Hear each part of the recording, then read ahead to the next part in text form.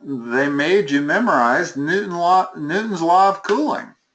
Yeah, I was a little surprised by that too. Uh-huh. Let's see if I can remember it, because when I first looked at this problem, I didn't know what it was. Let's see. It's the temperature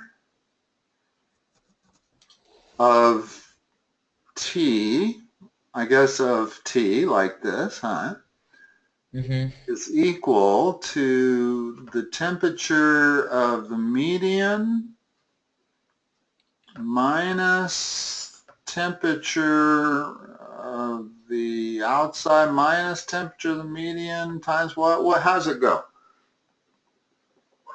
Do you know? I'll look it up if I have to, but do you have it in front of you? I think yeah, it goes like yeah, hold on.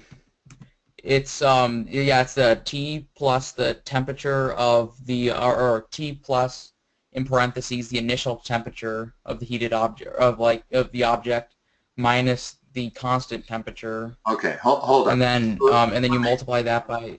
Yeah, read it to me from the start, from left to right. Okay, so okay, so um the equation equals T plus the initial temperature minus the constant temperature. What subscript do they use? Yeah. They just use Of the median? like zero, or they just use O. Okay. Let me And look up then let me look up mine, okay. just because I understood it. Newton's law of cooling, 307. All right. Yeah, here's what mine says.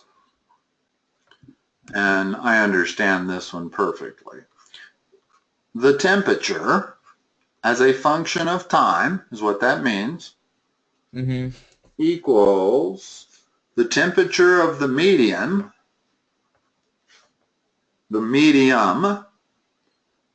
plus the temperature of the original minus the temperature of the medium, all times e to the minus kt. Yeah. All right. So in this particular problem, use Newton's law of cooling to find the decay constant. So they're going to give us enough information that we're going to be able to fill in everything here except K. Okay. Okay? So they're saying the loaf of bread is removed um, after 10 minutes, its temperature is 300. So where does the 300 go? Um. Doesn't it go? Um. Doesn't it go at like at the Which T one? of M? Which of these variables does It that goes to that. It goes at the T of M. that goes on the left side? In other Yeah. words, what this means is the temperature as a function of time will go to this. Well, what they're telling us is that it started at 375 and it's going to 300. So that's 300. Yeah. And the temperature of the medium is what? Isn't that 68 degrees? Yes. In other words, that's the room temperature. Okay. If Okay. taking it out and sticking it in a vat of sand or water, it'd be the temperature of the water. So that's what T sub M means, is the Okay. temperature of the medium. Not the Okay. median, but the medium, M-E-D-I-U-M, Okay. plus the original temperature, which is what? 375.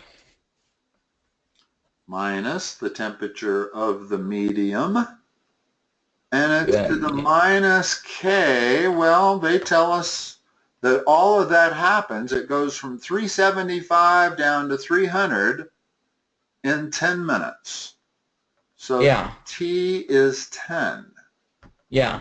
Okay? And now there's only one unknown there. That's k. Yeah. That's what they want us to calculate. So Mhm. let's go through the math on how we calculate k here. Okay. Tell me step by So, step. okay, I guess to start out with, we could subtract the 375 from the 68. Okay, that's With, 307, correct? Yeah. yeah. Okay, now what? And then after that, do you subtract the 68? From both sides of the equation. Yeah. So that gives me 232 over there. And then I have this to the Mhm. minus, and I'm going to put the 10 in front of the k just because that's where we're used to seeing coefficients. Well, also, don't we have the E? Ooh, excuse me. Okay, and Sorry about that. Now what?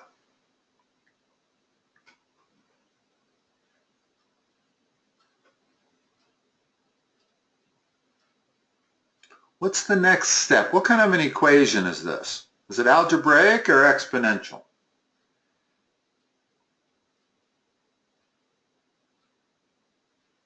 Peyton, can you hear me? I might have lost you. Hmm. hello?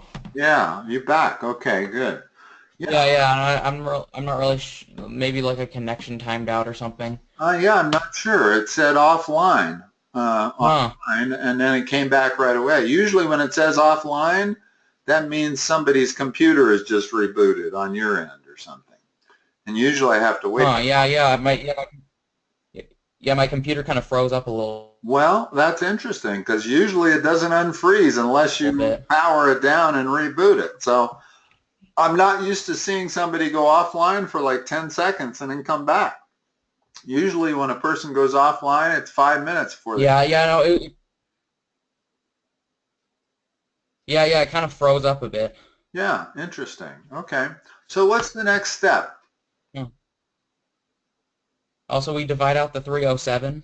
Yeah, because what we're trying to do is we're trying to get that isolated all on one side. Yeah, Once we do that, we can take the natural log of both sides. yeah. And I'm just going to leave that like that. I have no need to turn that into a decimal yet. Okay. And I'll explain why in a second. Now what? Okay, so now we put the natural log on both sides. Well, L we take the natural log of both sides. yeah, In other words, you can do anything you want to the left side of an equation as long as you do it to the right. And I yeah, mean anything. You can take natural logs, you can differentiate, you can integrate, you can do all kinds of sophisticated math things. But in yeah, this case, we want to take the natural log because we're looking at an exponential equation. You cannot yeah, solve exponential equations using algebra. There's yeah, no way. If I tell you 2 to the x power equals 5, you cannot solve that with algebra. yeah, And the only way to solve it is using logs.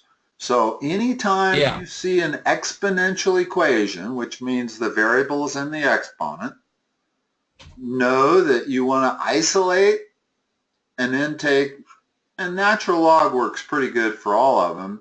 It works, in other words, you could take the common log of both sides, wouldn't matter, but the natural log works so much better here because the natural log of E is 1. yeah. Now, what's the next step here?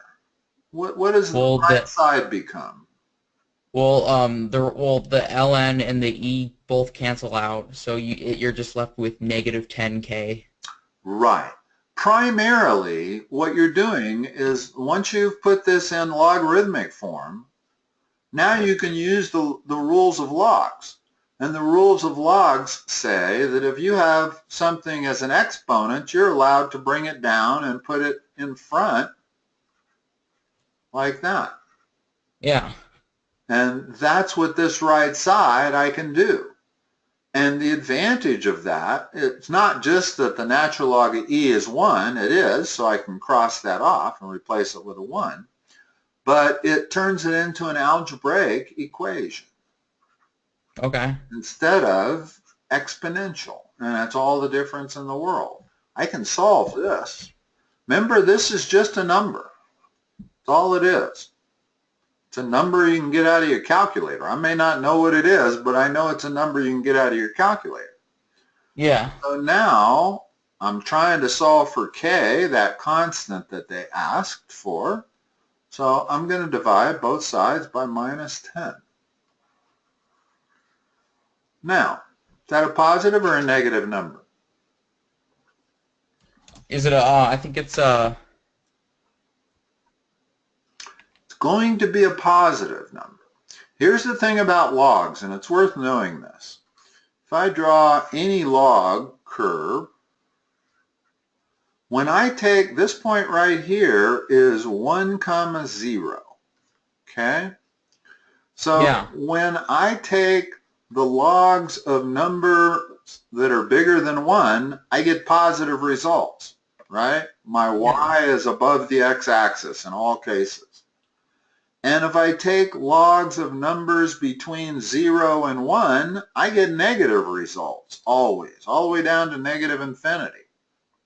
Okay. So this number here is a fraction less than 1. So when I take the log of it, it's going to be a negative result.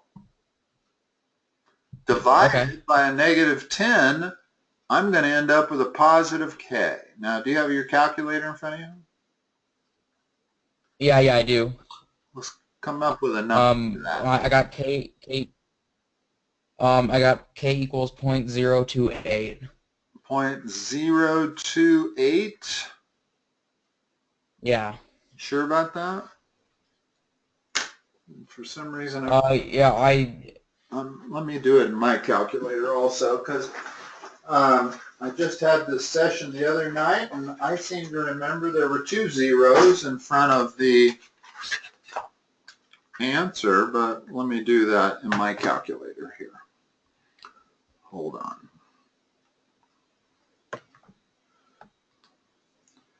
So we've got, gosh, it's been so long.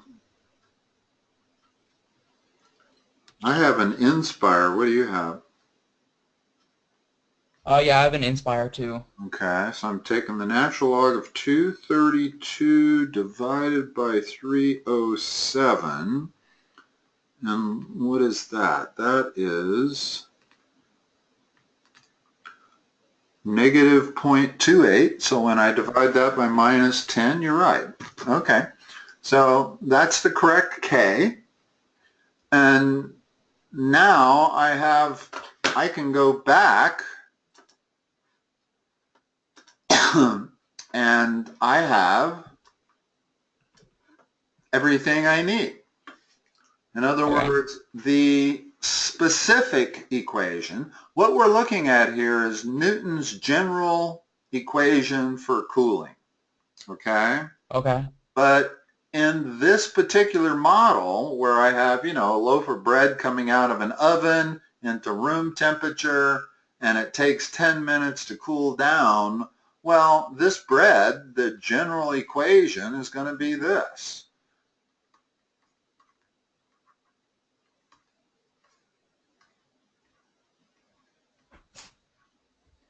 Or rather the specific equation. And that's minus 0.02, what was it, 8? Yeah, 0.028. Now, if you gave me that equation, then I can tell you everything you need to know about how that bread will cool. As long as you tell me what its original temperature is, what the temperature of the medium, and how long it's been out, then that will take care of all of the variables and we'll be able to calculate its temperature. So Yeah. I'm thinking the second question here is use your model to determine how long it will take until the temperature is 100 degrees. So what am I going to do now? Well, now you said well, we're gonna have to solve for t now. Okay. So what's So the now next but thing or then? like or no, you're gonna have to solve for the time. That's what I meant by t. Well, you're going to have to fill in everything you know. They are asking for T. And Yeah. Newton's law of cooling is particularly confusing because there's so many T's. I mean, you Yeah. got temperature as a function of time, so those two T's mean completely different things. This the temperature of the medium, this the original temperature, this the temperature of the medium, and this is time once again. Yeah. And time is in minutes also. So since their second question says how long, we must be able to fill in something for every one of these other t's. So what is t of t? What's the left side of the Well, well, since we're solving for 100, or aren't we solving for? We're solving for 100, right? right? So It that's it would what be we do 100. there. Okay. And then the Yeah. It would. medium is the same. The original is the same. So the original Yeah. minus the medium is still 307. Yeah. And then it's e to the minus 0.028t. Now, again, the only variable there is t. E is a number. Yeah. E is a constant. So whenever you end up with one equation, it's still an exponential equation, but we can handle exponential equations as long as we use logs. So Yeah. again, tell me what the next line should be. Okay. So now we subtract the 68 again. Okay, so read the next line to me. Oh. Um.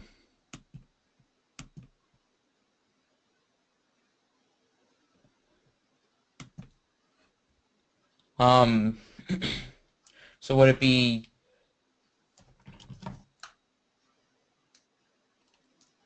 You just do one step at a time. Subtract 68. Okay. So would it be 32 equals 307 times e to the negative 0.028 times t. Correct. Now what? And then the next line would be 32 divided by 307 equals e to the 0.028t. And the next line. And then the next line would be the natural log of 32 over 307 equals negative 0.028t.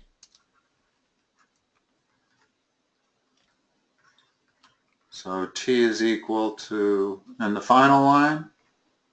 The final line is t is equal to, You can leave it like this for the moment. We'll come up with a specific number here, but oh yeah, t is equal to the natural log of 32 over 307 divided by negative 0.028. okay. And And then there's a I divided that reason, out. right, there's a reason I don't turn that into a decimal right away. Okay. Because if it's a decimal that you have to round off to some number of figures, then you're going to be dealing with round off error, perhaps. Yeah. And you don't ever want to deal with round off error until you get to the end. Okay. Yeah. In other words, at this point, you can put that whole thing into your calculator exactly like that and Okay. then round it off. I think the question said round, well, let's see, it wanted the value of k to the nearest 4 decimal places. First of all, is there another decimal place after the 8?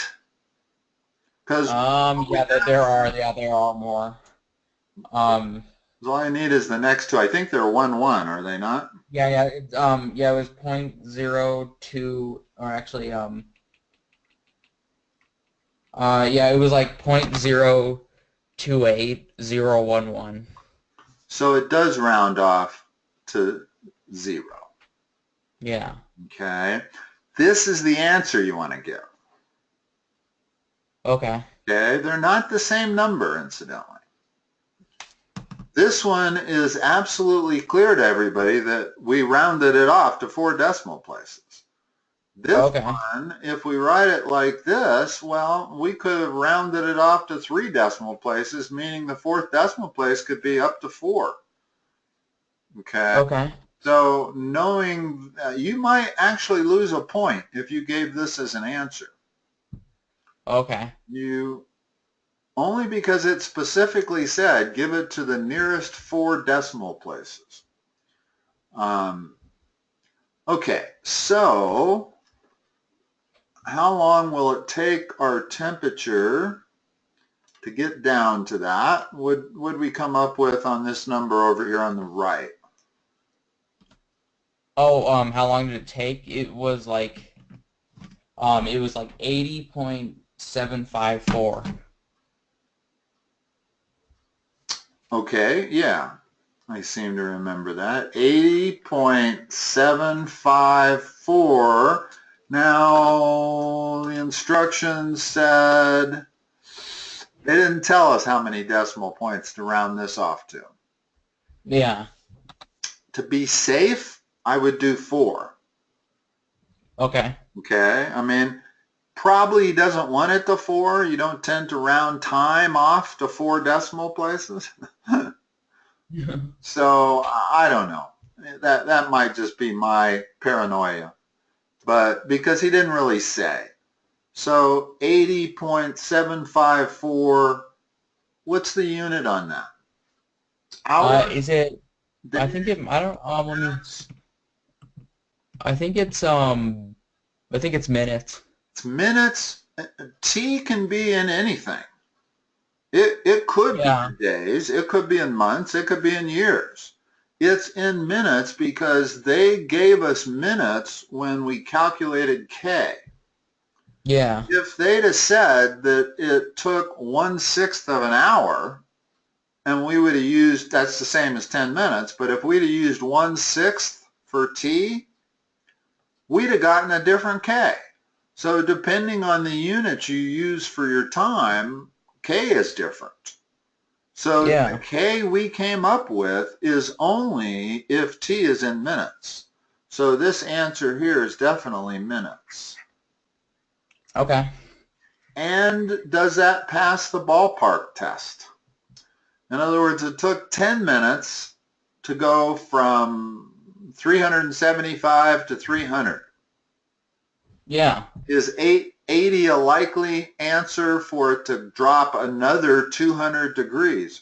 And yes, probably is. Yeah. Drop 75 degrees in 10 minutes, but it's not linear. It doesn't cool off linearly. You know what I mean by that? It's not a Yeah. straight Yeah. I do. line. If you plotted it, it would not be a straight line. It's a curved line. Yeah. I think this is actually a logistic function. Newton's law of cooling, I believe, is classified as a logistic function. Not 100% sure about that, but all right. So let's go on to the next one. These next two are a little easier. I've always found Newton's law of cooling to be one of the more confusing, although not so much anymore. Mhm. It used to be more for me Yeah. confusing. And I think it's because all those T's. Here we have radioactive decay. What's the general formula for radioactive decay? Is it A equals the An like the original initial amount of amount, which I use A sub 0. equals E to the is it E to the um K KT? Or RT. Okay. R is going to end up being negative here. In other words, Okay. K is a constant, but, and the only reason I remember it as RT, because whenever you're dealing with continuous growth or decay. By continuous growth, I mean compounded continuously. I always tend to think of PERT. Okay. E to the RT. So if you have a bank account that's growing continuously, they're compounding it continuously, it'll always fit this thing here. And the same thing for decay. The difference is that R is a negative number. Okay. Okay? So if the half-life is 5.3 years, does that allow me to determine anything? Well, I guess you could, Here, let me show you how to do it, and then I'll answer my own question. If the half-life, it doesn't matter how much you start with. What half-life means is that after 5.3 years, you're only going to have half of that material left.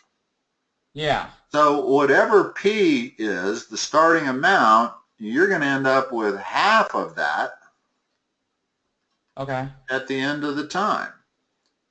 And the time they're telling us is 5.3, and in this case, T is in years. Okay. Okay. Now, that's got two variables, but notice that P cancels out when I divide both sides by P.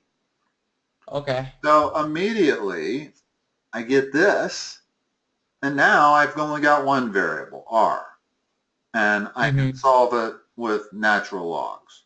So yeah. what's the next line? It would be, it'd be the natural log of 1/2 equals R times 5.3. So R equals natural log of 1/2 divided by 5.3. Notice that's going to be a negative number, which is expected because we're dealing with decay. We would expect R to be negative. It's not going to grow. It's going to get less. So that's why R is negative. What do you get for R? You get, let's see, hold on 1 minute. Sorry. Well, no, you still have to calculate R before we go forward. Is it, I got negative 0.13. Now, I'm not checking these on mine, so I'm assuming when you tell me it, it is. Okay? Well, it keeps going on. I just kind of, like, rounded it, but, it goes, negative 0.130782. Okay, I noticed that it didn't give us any rules here for number of decimal places. So, what do you think? Does he have a standard? Some teachers have a standard of 2 decimal places unless they specifically say otherwise. The only place they don't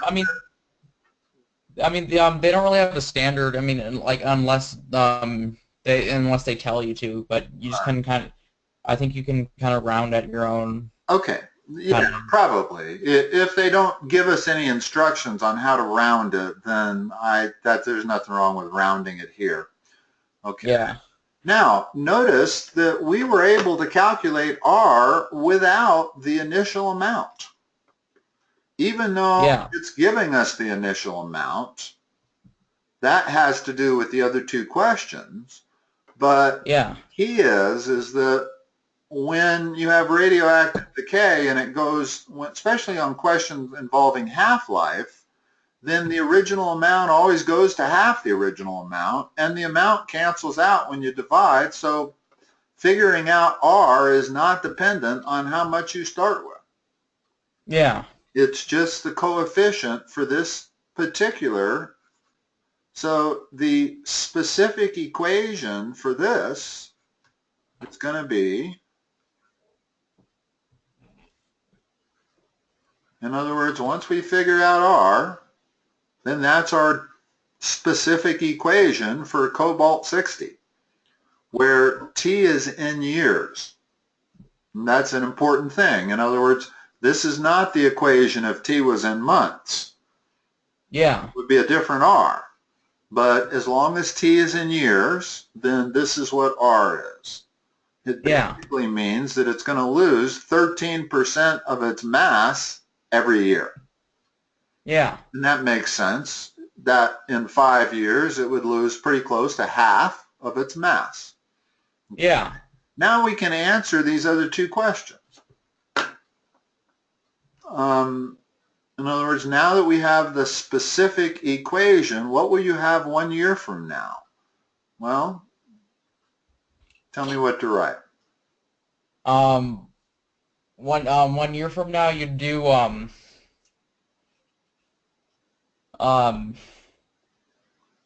They're asking about Like, amount, so this is probably what we're having to solve for. yeah. What's the initial amount? The initial amount is 12.4. And everything else they've given us. Yeah. T is 1. Okay. You can get that Yeah. number straight out of your calculator. Go ahead.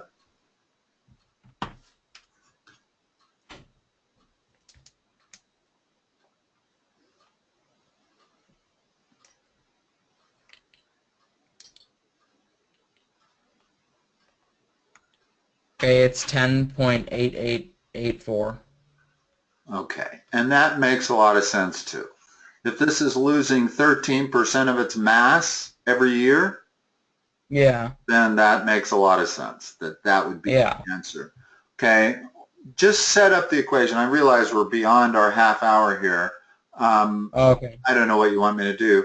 I've got time. I can get you through question 16 and 17, at least setting it up.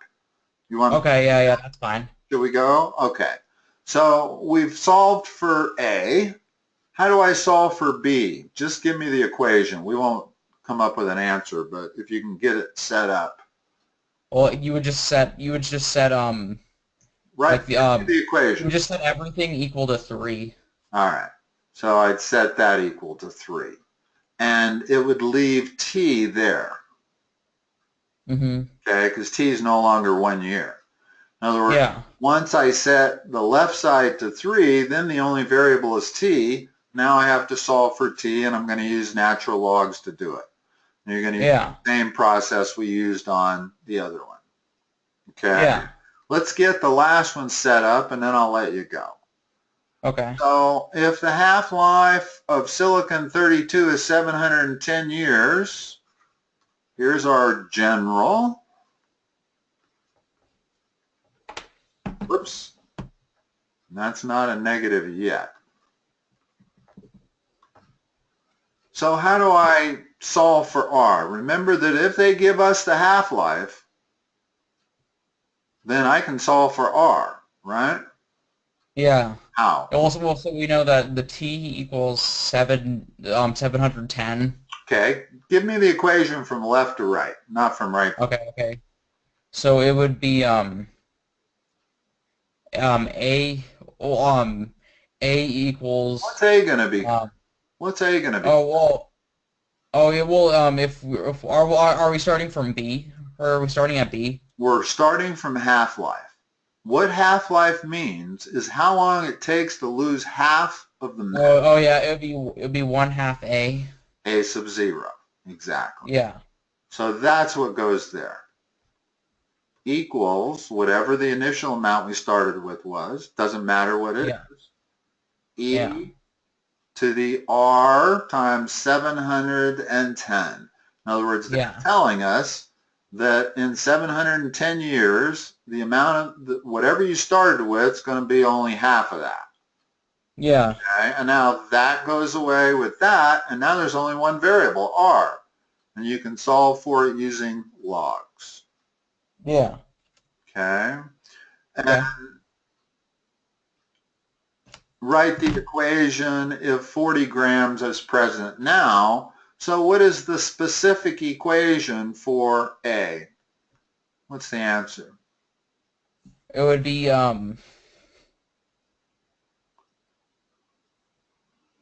it'd be AT equals 40. A of T, Yeah, exactly, A of T. equals 40. times e to the r. RT, and we know what R is now. Yeah. In other words, Oh yeah. the first part allowed us, we just don't have the time to calculate it, but we Yeah. in other words, R is some natural log of something divided by 710. Okay? Yeah. So there's a known R right there. We know what R is. T is still a variable, and that's the specific equation, filling Yeah. in R for what it is. Okay? Yeah. And now that's going to allow us to answer the second part. How much will be present in 200 years? Well, that's A of 200, right? Yeah. Which is going to be 40 times e to this r that we know what that number is, times 200. So all of that is known. You can get that number out Okay. of your calculator, you have the answer. Okay. So these last two problems, you use the information they've given you to calculate r, basically. Yeah. And R is not going to be dependent on the amount you start with. It's going to be a Yeah. general R for cobalt 60 or silicon 32. Yeah. And then once you've figured out R, now you have a specific equation that you can answer any question they give you. Okay. Okay? Okay. Yeah. Sounds good. Peyton, you good to go, or you got any other last questions? No, I think I'm good to go. Okay. Yeah, we kind of went over the stuff I was having a little bit of troubles on. Well, these are tough. Yeah. They're different. Yeah, they are pretty tough. You got to kind of get used to this half-life concept. Yeah. You know, there's another question, we didn't get to it, but I think there's a fourth question below this that says, when will it be reduced to 10% of its... Oh, yeah. Well, what you'd do is you'd make 1/10 A sub 0 equals A sub 0. That's what it means to be reduced to 1/10 of its mass. And then these cancel out again, and you can calculate R. So depending on the information they give you in the first line or two, allows you to solve for R. Okay. Okay? All right, that sounds good. I will let you go, and you have a good week next week. And thank you. Remember, the next few weeks I'm booked really, really tight. So if you're going to need help for your final, I'd get in there and reserve some times. Sunday might not be so bad. You might have free reign on Sunday. But if you're looking for a session on Monday through Thursday from 3 to 9, it's going to be tough. There's sounds good now, but just give it some thought. Don't wait till the last. Okay. Okay? Okay, thank you. All right. Bye.